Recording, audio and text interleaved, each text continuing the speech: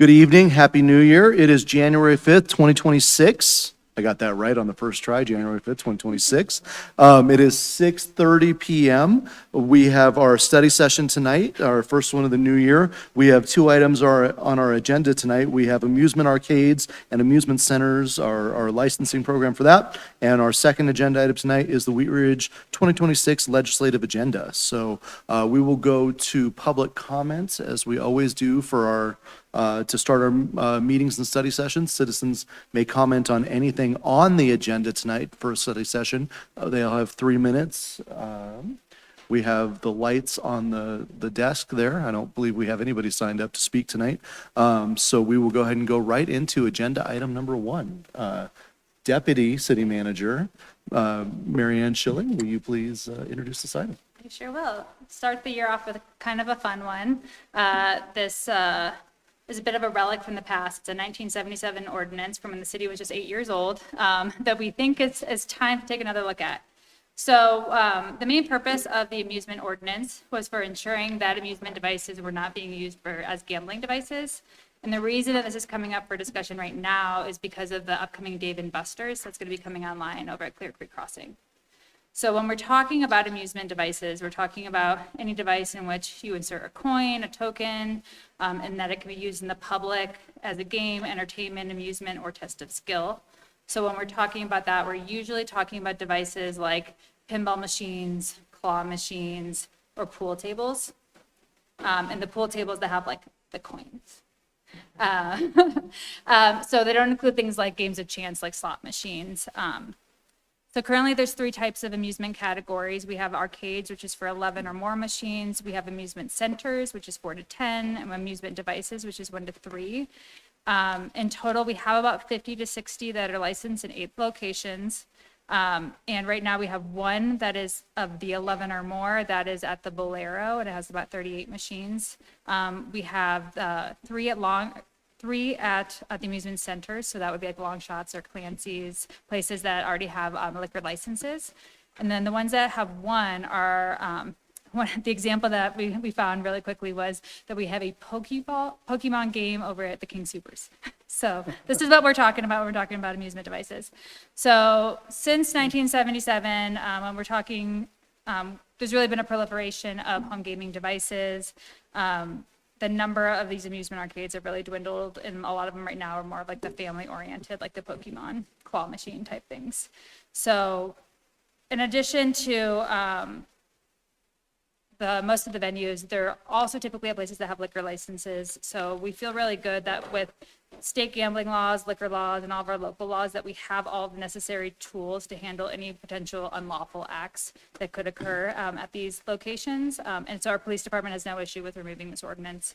And moreover, we're in general, because we don't have any issues, we aren't inspecting the devices, and we don't have these enforcement issues. So we feel really good about not creating a burden on our businesses to be paying this annual $60 license fee per machine when there really isn't an issue. So we are interested in removing this ordinance. So we'd like to open it up for any questions, and we have Mr. Dahl, our city attorney, here for any other questions that you may have. Can I add to that, Sure. if you don't mind?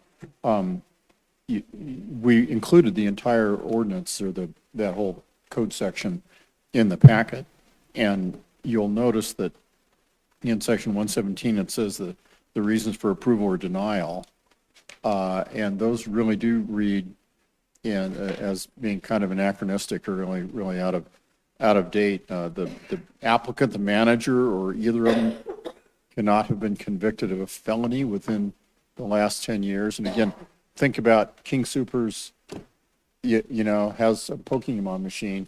Applying that, you can't have one within 1,000 feet of a school or another such location. It reads a lot like liquor licensing kind of restrictions. And of course, we have those already for where they really are needed.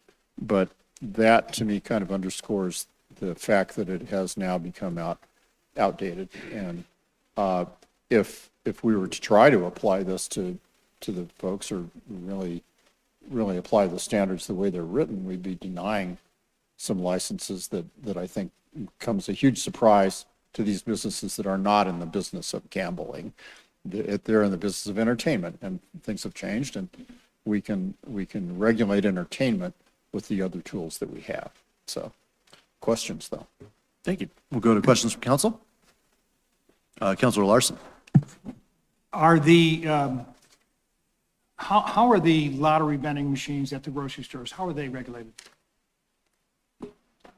Other than the state lottery laws, not by the city. We don't have a code section regulating the state lottery system. I don't think we'd be able to, not that I'm a advocate for statewide control and preemption as our home rule, but that's one like driver's licenses, you really shouldn't have a different set of rules, for that, or the drinking age, for example. You shouldn't have a different set of rules. And the state lottery system is pretty well regulated by the state government. So I would say it's not an arena that even if the city wanted to get involved, I think we wouldn't be able to. Okay, thank you. And then, Mary Ann, you mentioned Dave and Buster's. This is not a topic that's really come up before. Can you tell us a little bit about what's planned out there?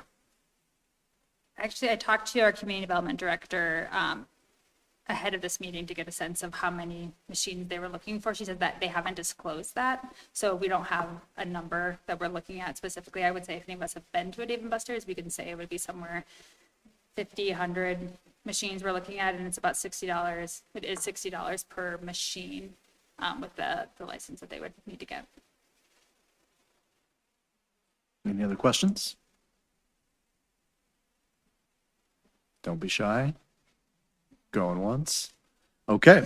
The staff is recommending council repeal Article, 9 of Chapter 11 of the Code of Laws. Yep. And So, the consensus would be to direct us to bring forward an ordinance to do that. Okay. So do we have a consensus to follow staff's recommendation on that? We do. Okay, fantastic. We will move on to item number 2, and that is the Wheat Ridge 2026 legislative agenda. Deputy City Manager Schilling? Yeah, we have a presentation tonight from our senior management analyst, Cole Hayslip. So we'll get started.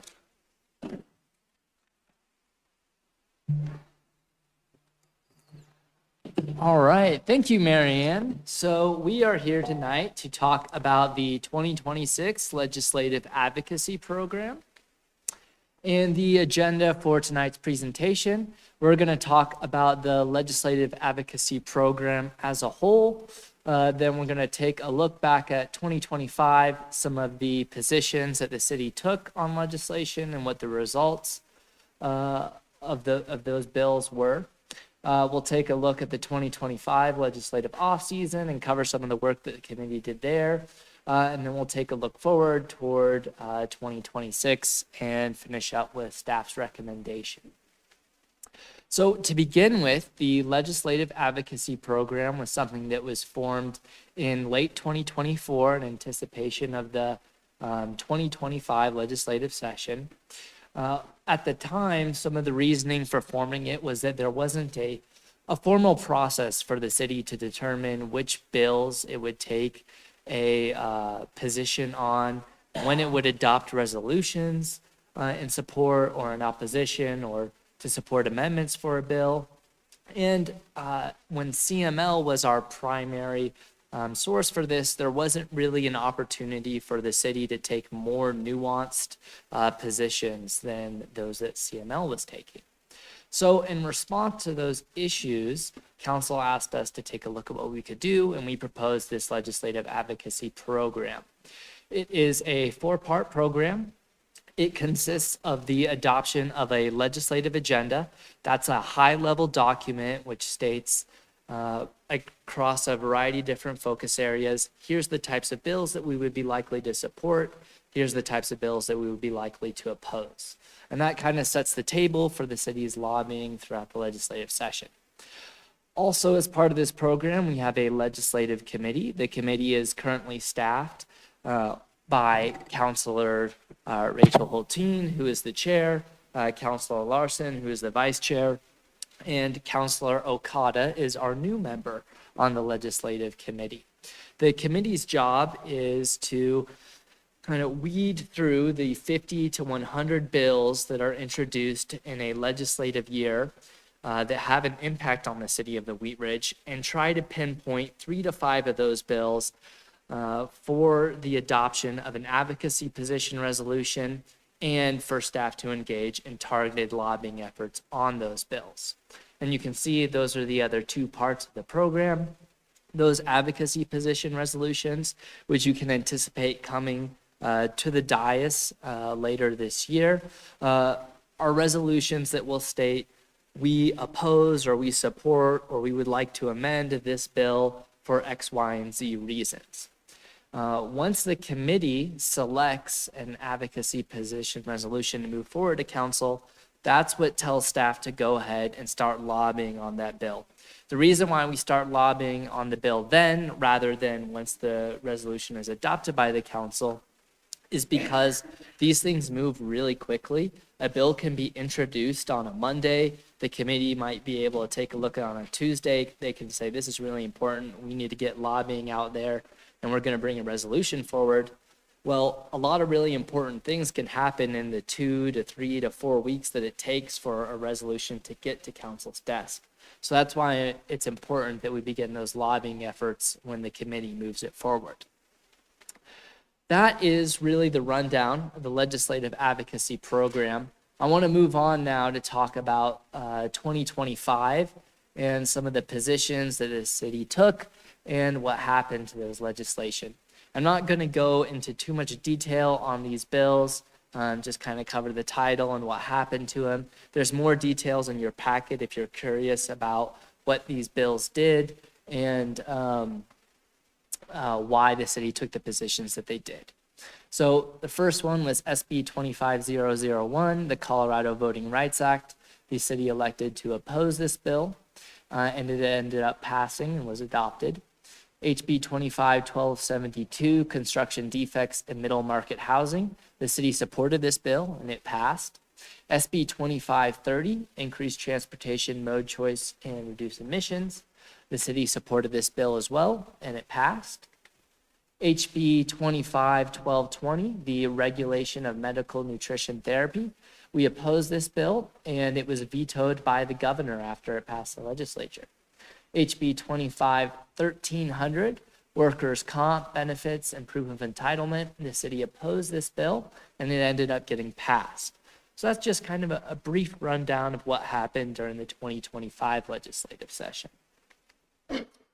Moving on to the off season, which ran from May until just about now.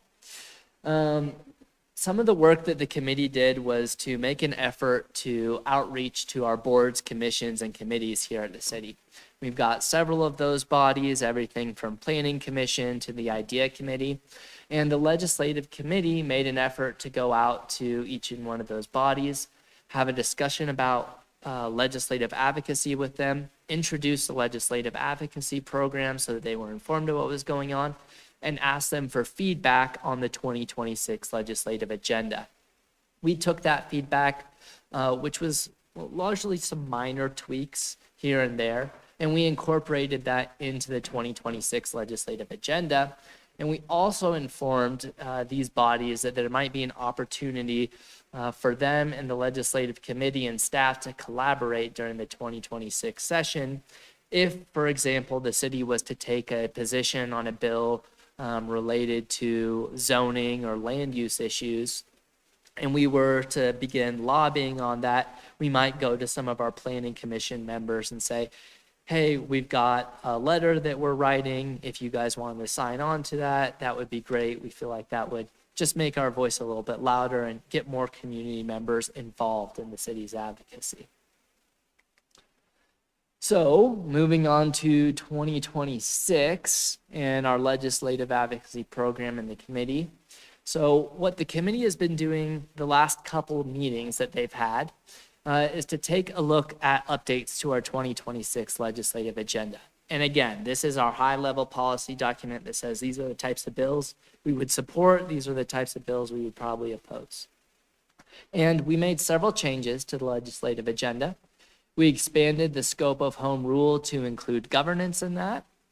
We updated the public safety section to reflect some city-initiated legislation that is currently being supported regarding the use of AVIS on the interstate highway system. That's a bill that we're currently working with CML and trying to find some legislators to get introduced in the 2026 legislative session. We also clarified the city's support for a competitive broadband market in the economic development focus area. We made it clear that we oppose state actions that increased an administrative burden on local businesses.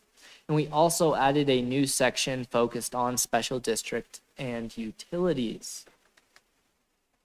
Also, what the legislative committee has done is establish some threshold criteria. Again, their job is to look at those 50 to 100 bills that impact the city and narrow that list down to about 3 to 5 for the adoption of an advocacy position resolution and lobbying. These threshold criteria help them do that. So if a bill is in alignment with these threshold criteria, then it can be considered to be one of those 3 to 5. If it's not in alignment, it doesn't get considered.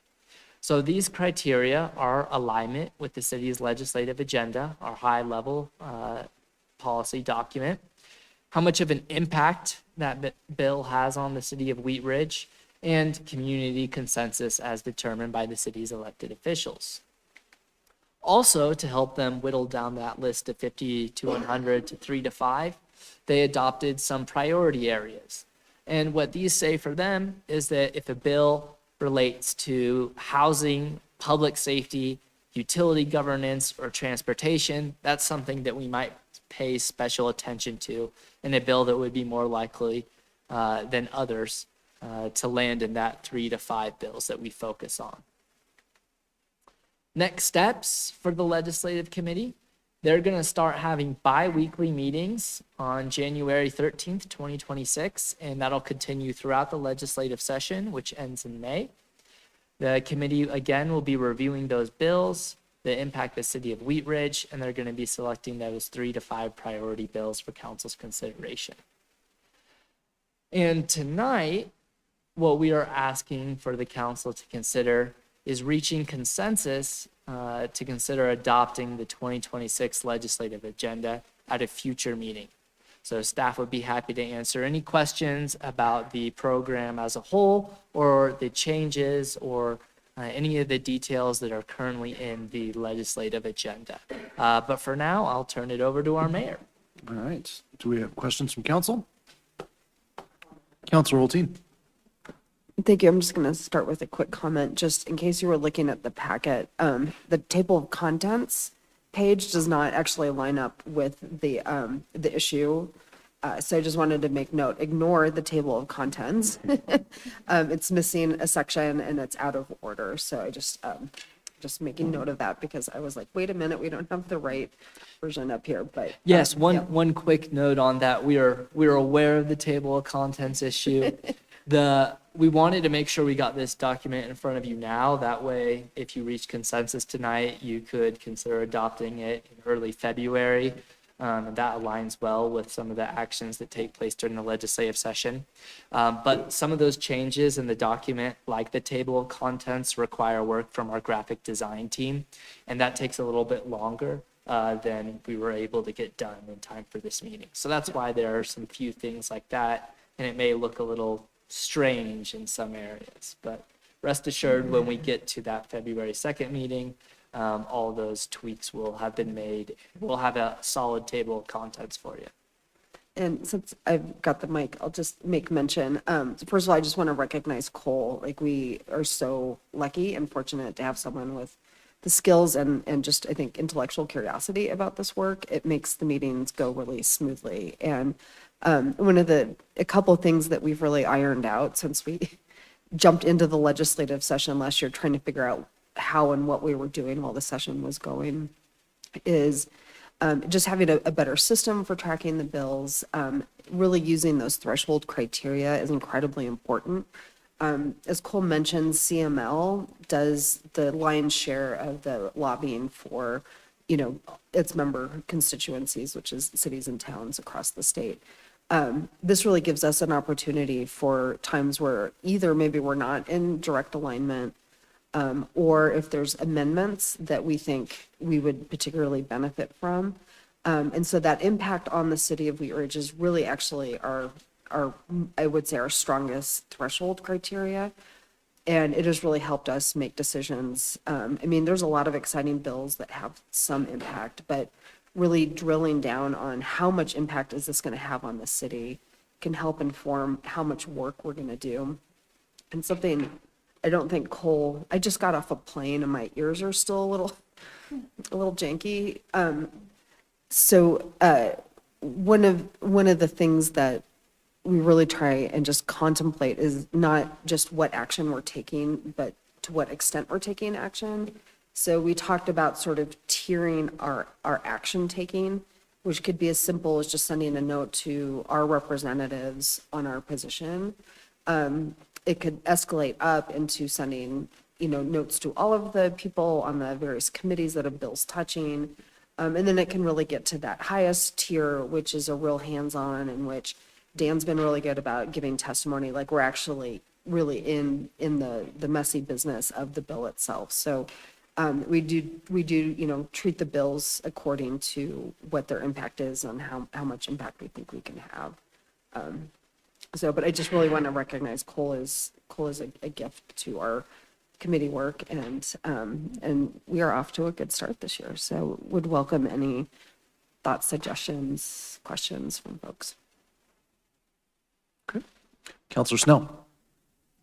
Not a question. I really just wanted to add, having Counselor Hulteen came and met with the IDEA committee, and so I wanted to kind of just explain a little bit about our conversation after that meeting. It was super impactful for you to come and speak with our committee and let folks know that, this is a new thing for the city. And that committee specifically, I think, is a unique position to be a little bit more in the know or hopefully, recognize some things that might be coming down the pipe for us. And I think just having that connection, knowing that at any time, someone from our committee could reach out to me, to you, to Cole, just to kind of like say, hey, this is on our radar. This is something we're concerned about. And so just speaking from the IDEA committee, I know that you all visited all the committees or tried to hit as many as you could. I just know that it was very impactful for our committee members. And so just one more layer of us being really lucky to have this. So thank you. Thank you. Counselor Larson. Thank you, and I just making a comment that this has been quite a rewarding experience, kind of watching how something like this, something important like this, that the city should have been probably doing all along, start from ground zero and to now where we have people outside of the city, people that are familiar with how things run here, commenting to us that they think this is a good idea. This will help not just elevate the voice of the city in the state capitol, but also I think it will do a lot to sort of raise the profile of Wheat Ridge as probably the most important suburb in the whole Denver area. Counselor Ohm. Thank you, Mayor. The one question I had was on the special districts and the 90-day turnaround for affordable housing. It sounds like, I know that there's probably a lot of, it's not very predictable, but my question is what is the specific criteria as far as when the clock starts and stops, if it's going to referral agencies? Because it's not just the water and sewer, it could also be, say, fire department as well. Yeah, I think that's a great question, and I could get in touch with our community development director and probably get you a better answer. I wouldn't be able to tell you the details on that. Okay. I think from my understanding is that that's sort of the problem, is that they aren't beholden to the same clock that we are. So that's where the struggles that we face are. Thank you. Counselor Wood. Hit the wrong thing. Actually, I had a couple of questions, and this fascinates me. It's something I've been interested in for a long time, and I'm really glad for the work that you guys are doing, because I would agree with what Councilmember Larson said, that, you know, if we don't understand what's going on, then things happen and we don't have a role. And it's better to start there and have a voice. So you guys are wonderful to do this, I think. So a couple of questions I had is 3 to 5 bills are what you picked to focus on. And I can understand the level of effort that goes into looking at all of those bills. Can you foresee, or would there ever be a time, do you think, that something might come up that would necessitate looking at bills in addition to that? Or is it a strict 3 to 5 and we don't go beyond that?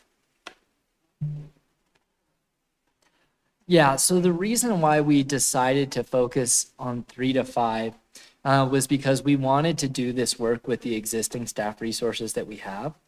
And we felt like if we were to go too far beyond that, that we would start to get in a position where we might have to look at additional staffing or maybe even hiring a consultant lobbyist, which is what some other cities do, in order to support that work.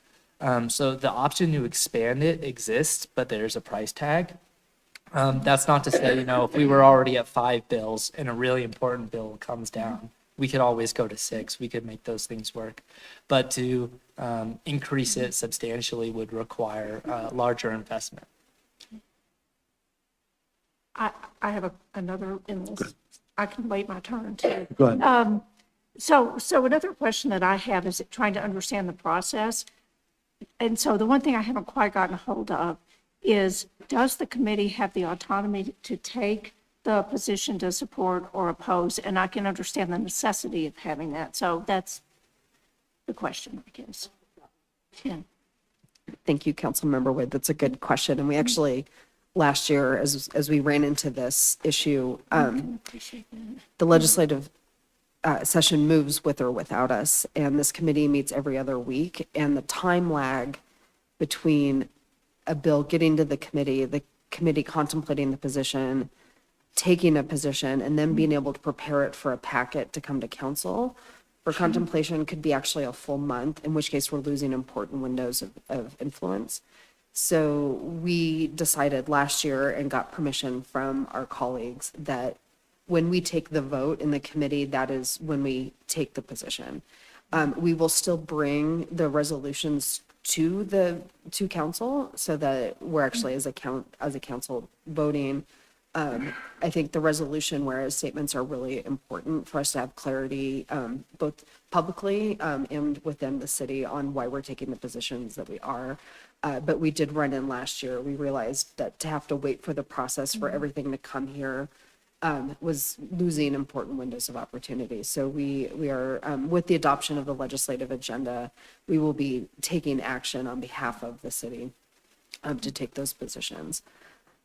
Does that answer the question? Absolutely. And I do know that things move fast, and I'm glad that the process has been set up that way. I agree. Thank you. Any other, Counselor Quinn? Thanks, Mr. Mayor. My experience with Local 111, IBW Local 111 in the legislative process has been not super extensive, but yeah, it comes quick. And we advocated, when we started, the theory was we had to be on the bus or we'd be under the bus. So I think we may not be able to decide how fast it goes or where it stops, but it's better to be on it. And I think this is a wonderful idea. And that our 3 colleagues here are going to have a lot of things to do, I think, when it comes to this, because you never know when these bills come up and how they're going to affect and how they change, and it gets a little crazy. So I really appreciate the idea to have this process that we're doing. And I agree, Councilor Hulteen, that you guys need the ability to make decisions knowing that we're behind you. So thanks, and I think this is a great idea. Counselor Martell? Thank you, Mr. Mayor. I appreciate, I was on the other side at the meeting when you guys came to the Cultural Commission, so I saw it from that side and now I'm seeing it from this side. And I really do appreciate all the outreach that you guys did to the boards and commissions, and I really like that gathering of that input. And you mentioned, Cole, that there were some minor tweaks that came from that feedback. Can you give us some actual examples or some examples of the types of feedback you got from the boards and commissions? I'm really interested in how a different layer of our community members received this and what their thoughts were on the process. Yeah, there's a couple small things, and I'm trying to recollect exactly what they were because again, they were very minor. But I believe one example from the cultural committee was in regards to transportation and specifically the environment. So I think the language made it seem like the position was very strict, and they said, well, can we open it up a little bit so that there's more nuance taken so that we can decide on a bill based on how it impacts the environment and transportation. So it was really just very minor, super small things like that. I can provide you a more detailed, better list as a follow-up if you'd like. And I'd love to see last year's, I know I've got a copy somewhere, but if you could provide a copy of last year to see the growth. And then kind of along the same lines, it sounds like the meeting with the IDEA Committee was really productive, and the one with the Cultural Commission had a lot of great conversation. What kind of, what kind of sentiment or what kind of feedback, maybe not specifically, but positive, negative, confused, excited feedback do you remember getting from the different boards and commissions? I think I might actually hand that question over to our chair, Councilor Hulteen of the Legislative Committee, who participated in all those meetings as well. I know I saw more of Cole than my own family for a couple of months. I really appreciate your time on that, Cole. I think a couple of things, and I think you saw this in the Cultural Commission. First of all, a lot of our boards and commissions have people who have worked in this professionally. And I think that was something maybe that awareness didn't even exist until we brought this forward as a conversation. I would say without exception, each of the boards and commissions was really engaged, asked good questions. And I think that three things came out. One, there are some edits that we made based on that feedback. Two is like just that increased awareness that this is part of the work of the city, and that being on a boards and commission is actually contributing to that value. People really leaned in and wanted to have the discussions. And then I think the latter thing, which I'm excited to see how it plays out this legislative session, is that we made first contact with a lot of our passionate volunteers who, should these bills come into alignment with our boards and commissions and we go back to them, I think we're just a stronger political voice as a city for the things that we care about. So I think there's a readiness factor that didn't exist a year ago. It's not something we're going to do every year. We were thinking every couple of years going to the boards and commissions because it's pretty labor intensive.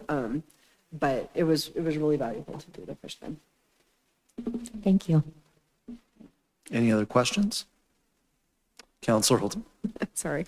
I just want to make mention, so we answered Councilmember Wood's question about sort of our vote is the position taking on the bills. The way we harvest bills is basically CML has its box score of bills that it puts out, and we really take our bills from the CML identified bills. However, last legislative session, one of the bills we took a position on was not in the CML box score. So if there are ever bills that come across your radars, please reach out to us and let us know about them, so that there's kind of a first screening where Cole and I take a look at them and screen them for getting on the committee agenda. But I just want to make mention, like the one, I forget the exact bill, but they were trying to license people who sell vitamin supplements. And I found out about it because I was at not Whole Foods, oh my God, Natural Grocers. And the like guy bagging was like, gave me a flyer and he goes, they're trying to do this and it's really bad. And I was like, we are a grocery store sales tax community and this would have a huge impact on us. And it was not on CMLs. So I really encourage you, Dan, Councilmember Larson captured a couple good bills last year that got our attention. So should those come up, please feel free to send them to Cole and myself and we will take a look at those. And then I just want to thank, I think you mentioned this, Cole, but we are really working to integrate across staff as well. The process that existed before this committee was staff was kind of in a silo and things occasionally would come to council and there really wasn't as much of a system. So thanks to Cole's work, we're getting staff input on the impact of the city on the bills that we're contemplating. And staff is communicating with us around those priorities. I serve on the CML policy committee and at the first meeting in December, we were already able to offer expertise as a jurisdiction in that meeting. So it's just, I think it's a really high impact level of integration in the legislative realm that we just haven't been doing. But I do want to encourage you guys, if bills come across your radar, check with us. And if they're not in our box score, then we can take a look at them and see if they fit the bill. No pun intended. All right, any other questions or comments? Okay, seeing none, staff is asking for a consensus that they bring back the 2026 legislative agenda for adoption at a future council meeting. And we have a unanimous consensus on that. Fantastic. Look at you guys. All right, moving on. Number 3, staff reports. Nothing here? Nothing here. Okay. Do we have elected officials reports? Counselor Snow. Just a couple of things. Tomorrow, Tuesday, January 6th, Counselor Martell and I have our first coffee/office hours in District 1. We're starting these for this year. We're going to do them twice a month on Tuesdays. 9 to 11 will be at Mountain Milk Coffee. So anyone can come by, chit chat, ask a question, ask us to find out more about something. It's just really a time for anyone to come and voice concerns, find out how things are going. We will be available. And we will have different dates or different locations throughout District 1 that we'll post that schedule soon. But we look forward to seeing everyone. And if you can't make it tomorrow, then we'll have another one in 2 weeks. So we hope to see you there. And then I just wanted to also mention a huge shout out to our Parks and Rec team. They are doing the Christmas tree recycling program again at Panorama Park and at Anderson Park. And I think that's available until the 1st of February.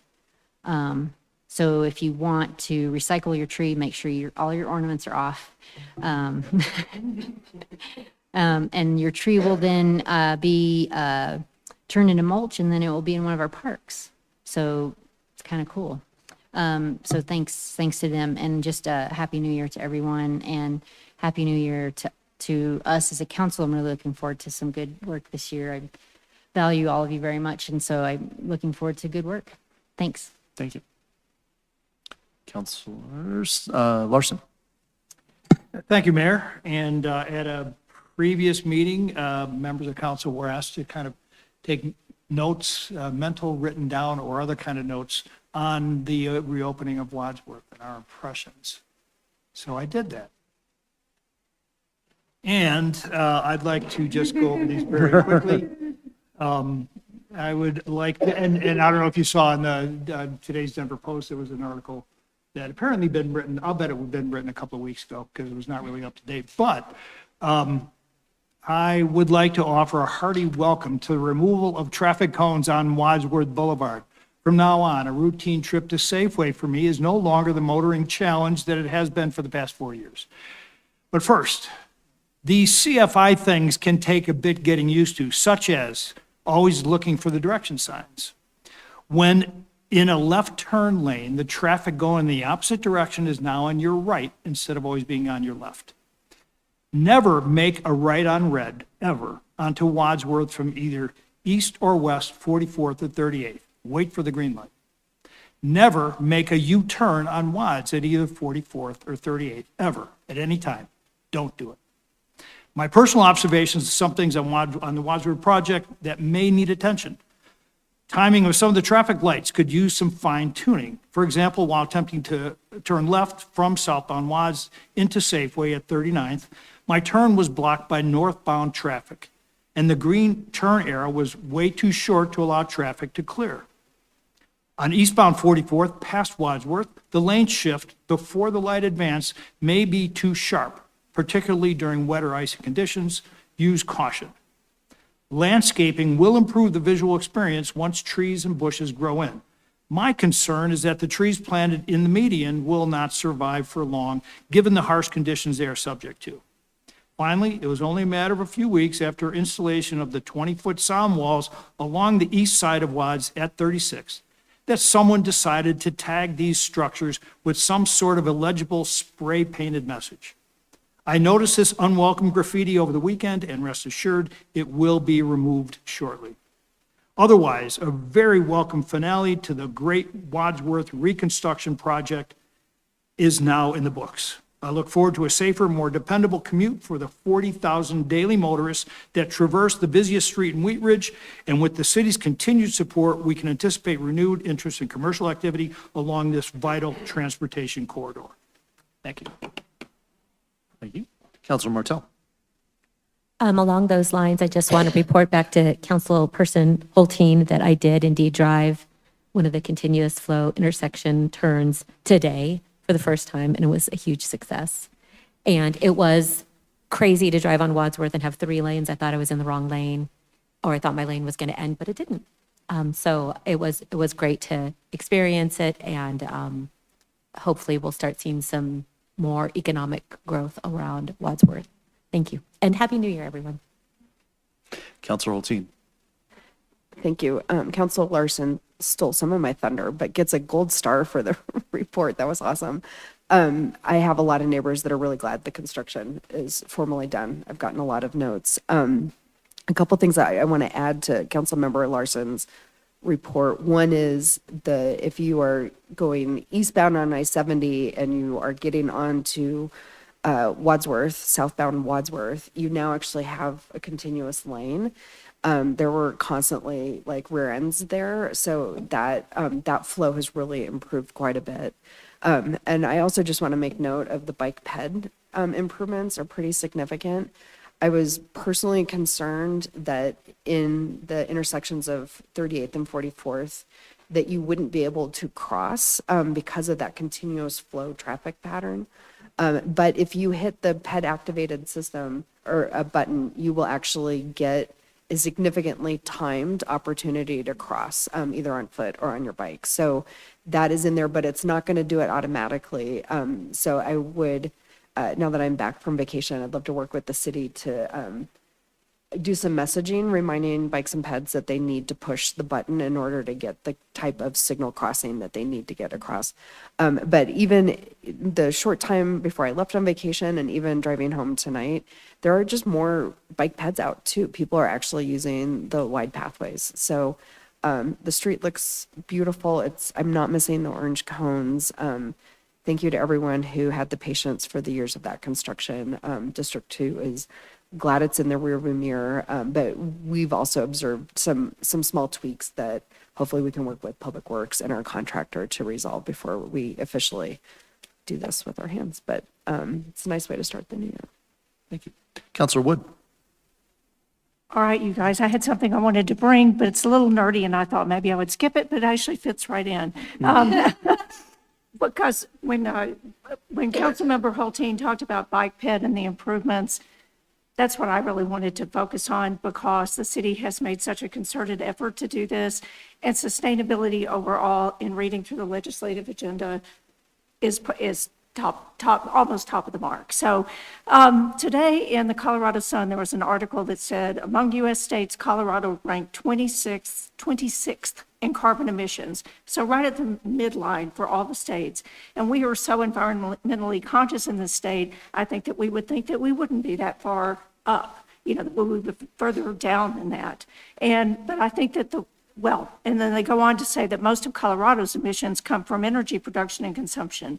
But here in the Front Range, the lion's share, not that energy production isn't part of it, but the lion's share is from transportation. And most of that, 64% of that, at least in 2019, was from single occupancy vehicles. So everything we do to encourage bike ped and get people out of their cars speaks to that sustainability focus and what we all value. So it did fit in after all, and I thought I would go ahead and share it. That's right up our alley. We love that around here. Counselor Quinn. Well, thanks, Mr. Mayor. I want to wish everyone a happy new year, and I too am very excited about my first term and working with you all and moving forward. My Wadsworth experience has been very minimal. I don't really travel it. I didn't realize I did not travel Wadsworth that much until all of this. I just go down 38th and cross Wadsworth right there and keep going and drop off the dogs and go to work, and then I go home a different way. What I did notice though, and what I really like, is the controlled left turn. I mean, the have to with the continuous turn lane. But I'm hoping that we can, in the future, think about having those controlled left turns, the arrow that lets you turn or doesn't let you turn in other intersections, because I think that will help traffic collisions and no right turn unless it tells you can. That's the one observation I made, is I think those have really improved the safety of the intersection. And I too noticed, I did use the left on 38th from South Wadsworth once, and you kind of wait a while. You have to just relax and listen to the sports radio a little bit longer and wait for your turn. But I'm really excited about it, and I'm hoping that those businesses reach out and use the programs that we're bringing forth to help them recuperate after that long 4 years. But I'm really excited about it. It's kind of neat to see it work finally. All right. I think we got everybody. Oh, Counselor Wood, one more. Just one more thing that I meant to say about the continuous flow intersections. Thank God for the signage. I mean, that saved me, and it's really good. And as long as you follow it, it does make sense. But thank goodness it is as good as it is. It's great. Just remember, everybody, you can always turn around and come back the other way. Don't freak out and try to do something crazy that you're not supposed to. You can always go to the next intersection and turn around. All right. Mr. Dahl. If you don't mind, I wasn't quite on my game when it was time for staff reports, and something occurred to me that I did want to mention. We try always to bring ordinances to you in study session context before we just hit you with a first reading ordinance where you really just pass it on first reading. You have to talk about it and set it for hearing. And that was true, of course, for the amusement arcade ordinance tonight. But on December 22nd, the Colorado Supreme Court, I think, wanted to clear their docket for the year and rendered a decision to give everyone a Christmas present that we now had to respond to, which I have done so, but it resulted in an ordinance that wasn't ready for tonight's as a study session. But I wanted to give you just kind of a heads up that next Monday, you'll see it on first reading. And so now I get this chance to tell you about it so it isn't a complete surprise and you wonder what it's for. Now, the council action form will describe this to you, but there was a couple of Aurora cases, defendants are, I think, theft and shoplifting, not huge crimes, but the penalty authority of municipal court judges, including ours, is $2,650 or 364 days in jail or both. That's the maximum. Hardly ever does the judge impose jail, and never anywhere near the maximums, but that is the maximum allowed. But that maximum is different than the state maximums for some misdemeanors and petty offenses that cover the same territory. It won't surprise you that the state statutes criminalize theft, right? There's a state statute against theft and a state statute on shoplifting. And for years, we thought, well, yeah, that's fine. If you're written into county court on a state offense, county court judges limited by the state statutes, it's not our problem. If you're written into municipal court, it's our ordinance, and it should be governed by our penalty requirements. Getting back to the colloquy I had Councilman Larson about preemption and statewide control. But for whatever reason, the Colorado Supreme Court, we think it's not that well reasoned an opinion, but it was unanimous. One judge wasn't participating, and they said, no, we think if it's the identical conduct that's being criminalized here, that if you have a municipal offense with the potential of a fine or jail that's different or greater than the state maximums, then that's not good. And that's preempted. And so we, the Supreme Court, feel that you're stuck with when you're criminal, you're welcome to criminalize this conduct, cities.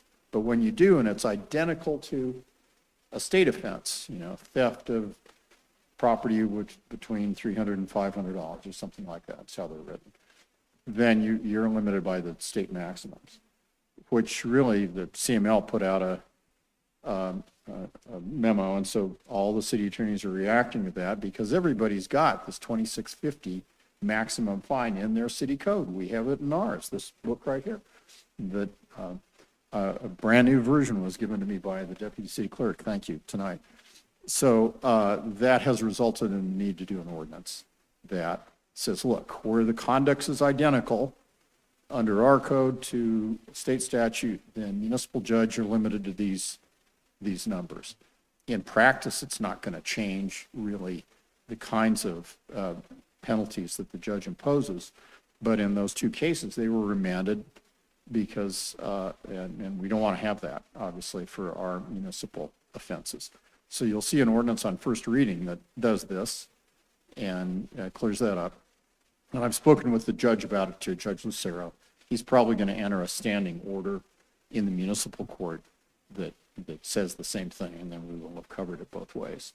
If you have questions, once you've seen the council action form, please give me a ring, but this gives me a chance to avoid having to just spring this on you next, as the Supreme Court did on us, but now it's not sprung on you for next Monday. Thank you. Thanks for letting me intervene. Questions for Mr. Dahl before we move on? All right, thank you, Mr. Dahl. To wrap it up tonight, I too have driven Wadsworth. I made sure I hit all 4 intersections there and made sure I turned left a few times. Seems to work really well. I've had no issues and it flows really well.